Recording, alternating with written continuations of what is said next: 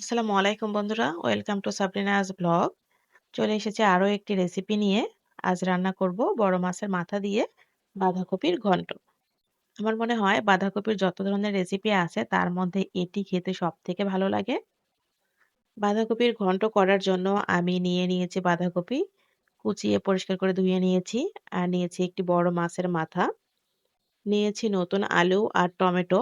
আলু আর টমেটো দেওয়ার ফলে তরকারিটা খেতে অনেক বেশি ভালো লাগবে। এখন আমি মাছটা ভাজি করে নিব। আমি লবণ আর হলুদ মাখিয়ে নিয়েছি। ফ্রাই প্যানে মাছ দিয়ে দিয়েছি। একটু ছোট, ছোট করে কেটে নিয়েছি। মাছ ভাজি হয়ে গিয়েছে। এখন আমি খুন্তি দিয়ে মাছগুলো ভেঙে নিয়েছি।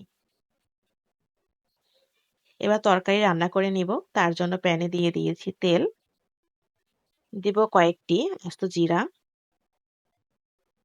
কুচানো পেঁয়াজ আর মরিচ, বেটে রাখা আদা, রসুন, জিরা, ধনে আর একটু শুকনা মরিচ,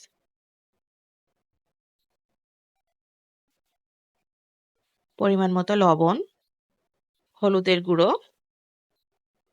এবার একটু পানি দিয়ে মশলাগুলো খুব ভালো করে কষিয়ে নিব।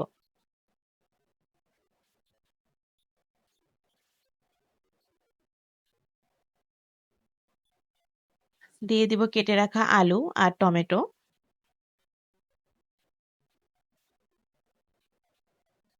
আলু আর টমেটো কিছুক্ষণ কষিয়ে নিব।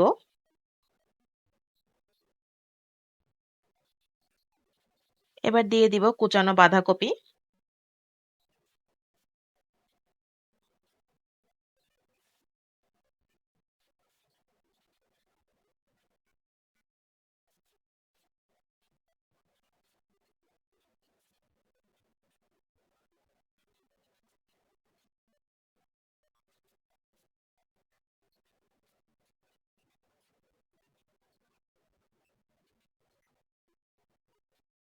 ভেজে রাখা মাছগুলো দিয়ে দিব। আমি একটু আগেই দিচ্ছি, তাহলে তরকারির সাথে খুব ভালোভাবে মিশে যাবে এবং এটা খেতে খুব ভালো লাগবে।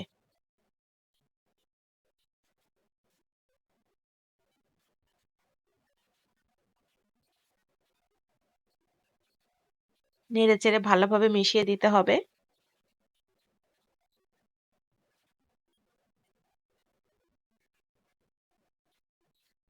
এবার দিয়ে দিব অল্প একটু পানি।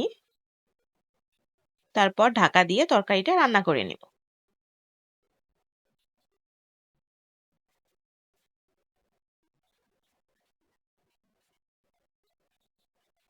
রান্না হয়ে গিয়েছে। এবার কুচানো ধনেপাতা দিয়ে কিছুক্ষণ নেড়েচেড়ে তরকারিটা তুলে নিব। রান্না করা খুবই সহজ, কিন্তু খেতে অসাধারণ স্বাদ।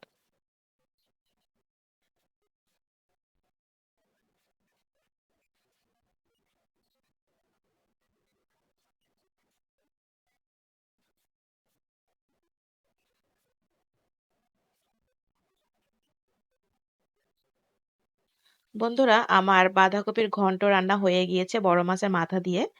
এটা যেকোনো ধরনের বড় মাছের মাথা দিয়েই রান্না করা যাবে। খেতে ভীষণ ভালো লাগে।